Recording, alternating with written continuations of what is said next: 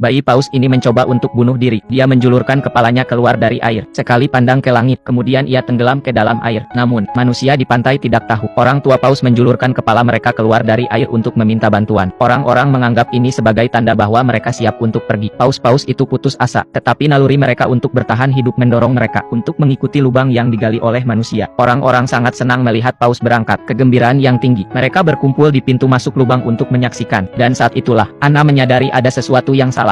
Bayi paus itu hilang. Ia pergi ke lubang pertama untuk mencarinya. Airnya membengkak, tetapi paus itu tidak terlihat. Anna bingung. Ia baru saja bersama orang tuanya. Bagaimana mungkin ia bisa menghilang dalam sekejap? Dan saat itulah, wali kota berbicara tentang hukum alam yang kejam untuk bertahan hidup. Bayi paus itu sangat sakit. Orang tuanya enggan pergi untuk merawatnya. Ia tidak ingin menyeret keluarganya ke bawah. Ia harus mengorbankan dirinya sendiri. Ia berhenti berenang. Ia membiarkan tubuhnya tenggelam ke dalam kegelapan laut. Anna tidak bisa menerima kebenaran. Dia berteriak kesakitan. Dia ambruk ke tanah. Kesedihan menyelimuti semua orang. Tetapi penyelamatan terus berlanjut. Hawa dingin akan datang. Mereka harus segera mencapai perairan terbuka secepat mungkin. Kalau tidak, dua paus yang tersisa akan tenggelam juga. Wali kota telah memobilisasi semua warga. Semua orang menghentikan apa yang mereka lakukan. Mereka mengambil peralatan mereka dan bergegas ke lokasi. Meskipun banyak orang datang untuk membantu, tetapi masih ada masalah di hadapan mereka. Esnya menumpuk. Dinding es telah terbentuk ribuan kilometer di bawah laut. Kapal pemecah es terjebak 200 menjauhnya. Tidak mungkin menerobos dengan tangan.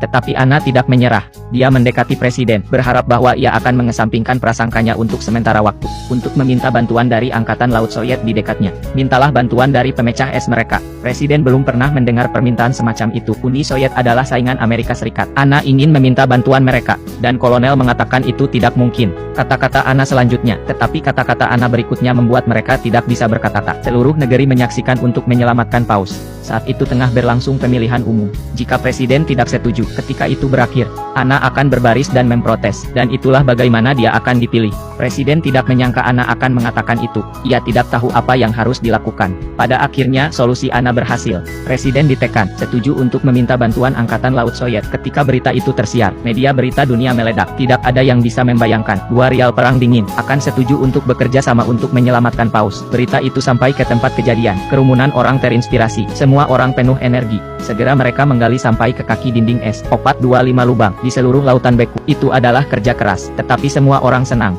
Tiba-tiba, sirene berbunyi, menarik perhatian semua orang. Di kejauhan, kapal pemecah es Soviet datang dengan cepat. Anna tidak menyangka Soviet akan datang begitu cepat. Pikiran bahwa paus akan segera dapat melarikan diri. Hatinya akhirnya lega. Namun, suasana di atas kapal pemecah es sangat berat. Dinding es itu lebih besar dari yang diperkirakan kapten.